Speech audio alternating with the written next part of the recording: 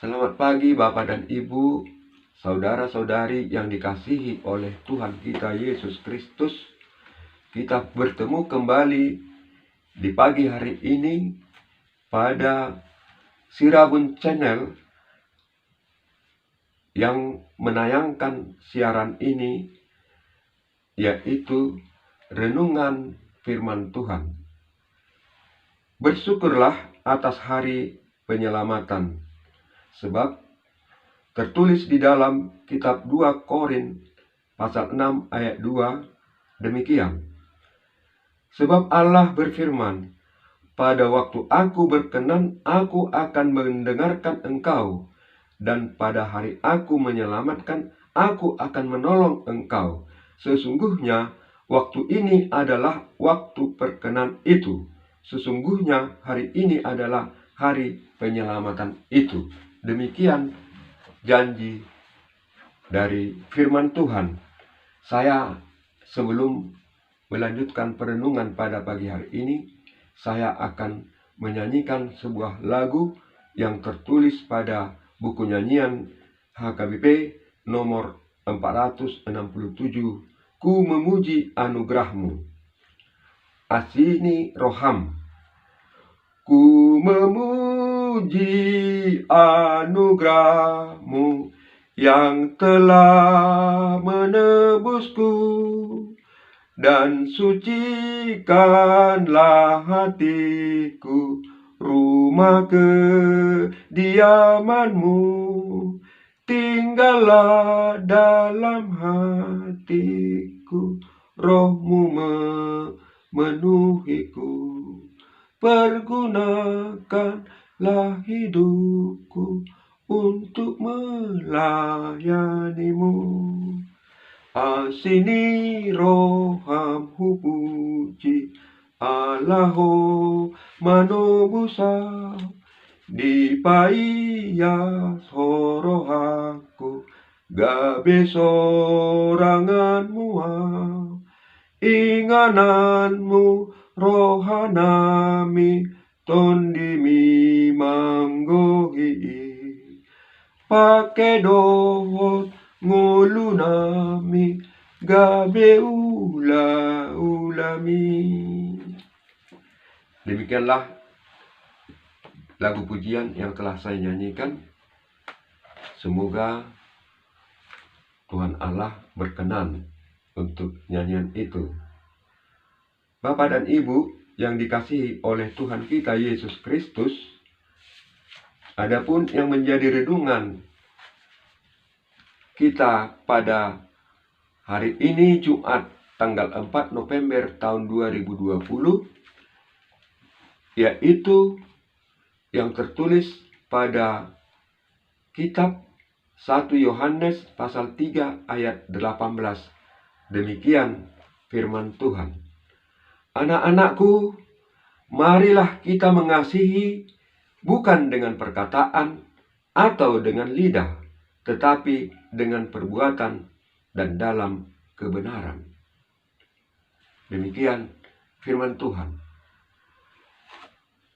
Ini adalah surat, cuplikan dari surat yang dituliskan oleh Rasul Yohanes.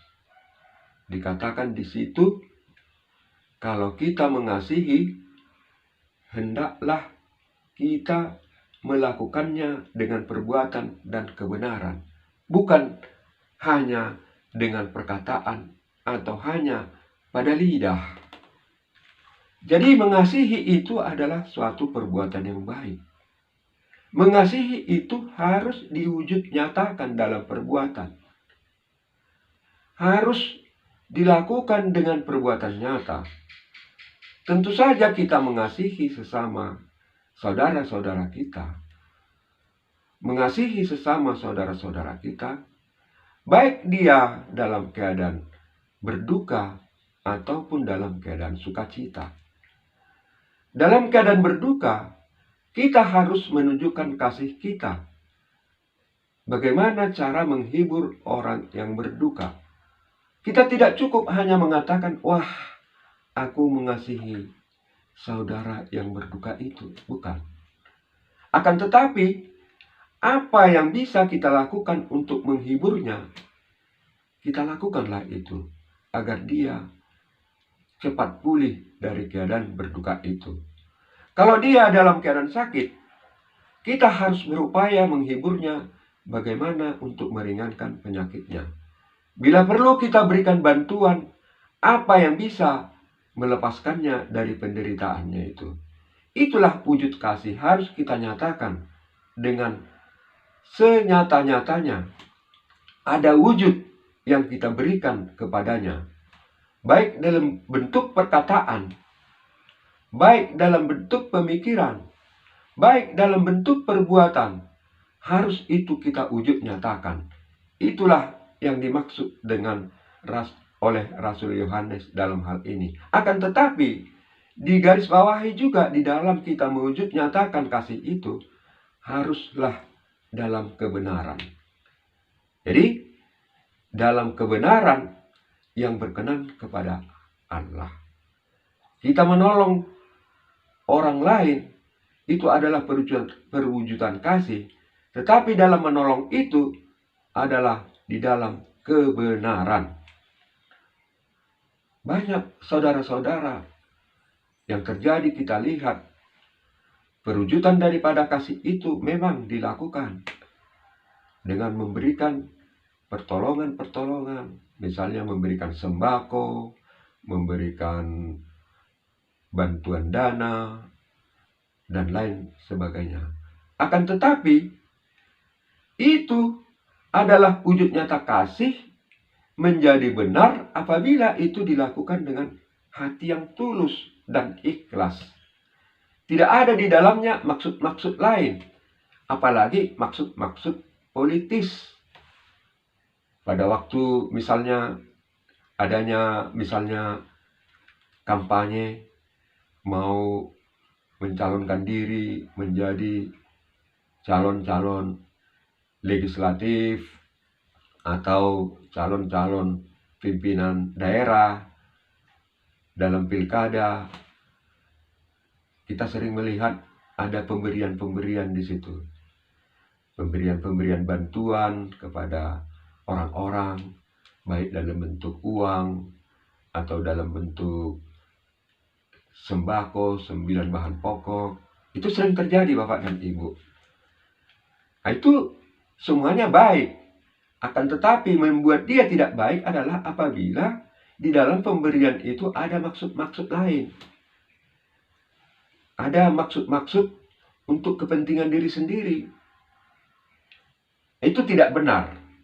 Maka yang dikatakan dalam hal ini, dalam nats kitab ini adalah perwujudan kasih di dalam mengasihi sesama. Di dalam perwujudannya itu haruslah dilakukan dengan tulus dan ikhlas tanpa pamrih. Itulah dia baru dikatakan mengasihi sesama manusia dengan benar. Dan terutama yang kita lakukan itu adalah berkenan kepada Allah untuk kemuliaan Tuhan Allah kita. Satu hal sebagai contoh saya berikan kepada Bapak dan Ibu. Kalau kita melihat saudara kita misalnya kurus kering karena terlalu banyak merokok misalnya. Kita mengasihi dia. Wah, kasihan sekali ya. Orang ini tubuhnya kurus kering dan batuk-batuk. Tapi orang ini adalah penggemar berat rokok. Dia senang merokok. Kita telah mengetahui bahwa akibat daripada rokok itu adalah negatif. Merokok itu merusak kesehatan. Karena kita kasihan kepadanya, karena dia butuh merokok. Dia tidak mempunyai rokok. Kita kasihan. Kita berikan dia sebungkus rokok atau sebatang rokok. Kita wujudkan kasih kita dengan cara itu. Nah, ini jelas tidak benar lagi Bapak dan Ibu. Ini sudah salah. Ini perwujudan kasih yang salah. Sedangkan kita diminta oleh firman ini adalah mewujudkan kasih dengan benar. Kasih itu kita wujudkan dengan benar. Jadi kalau dia tadi butuh rokok karena dia pecandu rokok, untuk mengasihinya bukan berarti kita harus memberikan keinginannya. Bukan berarti kita harus memberi apa yang dia inginkan.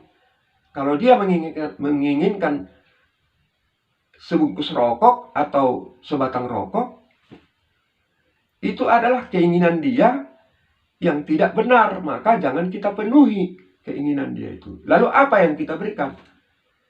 Kita berikan kepadanya pandangan-pandangan atau nasihat-nasihat. Itulah dari segi pemikiran. Dari segi perbuatan, mungkin kita bisa berikan kepadanya sesuatu yang bisa memberikan dia supaya jangan kurus misalnya. Kita berikan dia misalnya vitamin atau makanan bergizi. Setelah kita berikan masukan-masukan, nasihat-nasihat, petunjuk-petunjuk yang diperlukannya.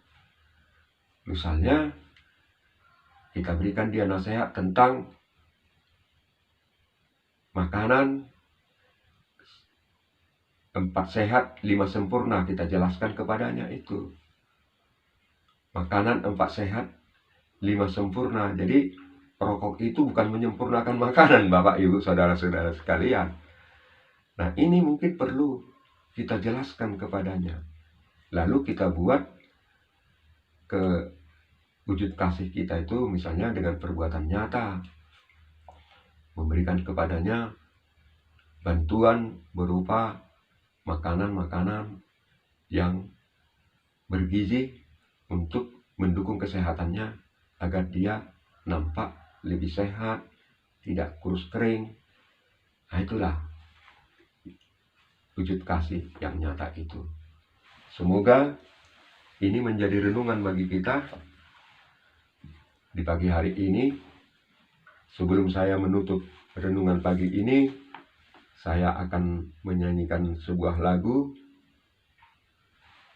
yaitu nyanyian nomor 691, Kuserahkan pada Yesus. Kupasahat mati Yesus. Kuserahkan pada Yesus seluruhnya hidupku, pikiran dan perbuatanku, dan semua waktuku. Kuserahkan pada Yesus seluruhnya hidupku. Kuserahkan pada Yesus seluruhnya hidupku. Gunakanlah tanganku melakukan firman-Mu, langkah dan perbuatanku mengikuti jalan-Mu. Kuserahkan pada Yesus seluruhnya hidupku. Kuserahkan pada Yesus seluruhnya hidupku. Mata dan penglihatanku hanya pada Tuhanku. Suara dan nyanyianku untuk memuliakan-Mu. Kuserahkan pada Yesus seluruhnya hidupku. Kuserahkan pada Yesus seluruhnya hidupku. Terima kasih, demikian lagu pujian yang telah saya nyanyikan. Saya minta maaf kepada Bapak dan Ibu sekalian, walaupun dalam nyanyian ini suara saya kurang merdu, atau barangkali di sana sini ada kesalahan dalam notnya. Saya mohon maaf. Doakanlah saya, semoga pada masa yang akan datang dapat lebih mampu lagi untuk menyanyikan lagu pujian kepada Allah kita.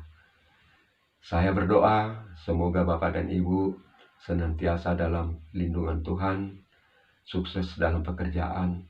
Kiranya Tuhan Yesus Kristus mencurahkan rohnya kepada kita semua, kepada Bapak dan kepada saya, kepada Ibu dan saudara-saudara sekalian. Dengan demikian, maka renungan pagi ini saya akhiri dengan Shalom.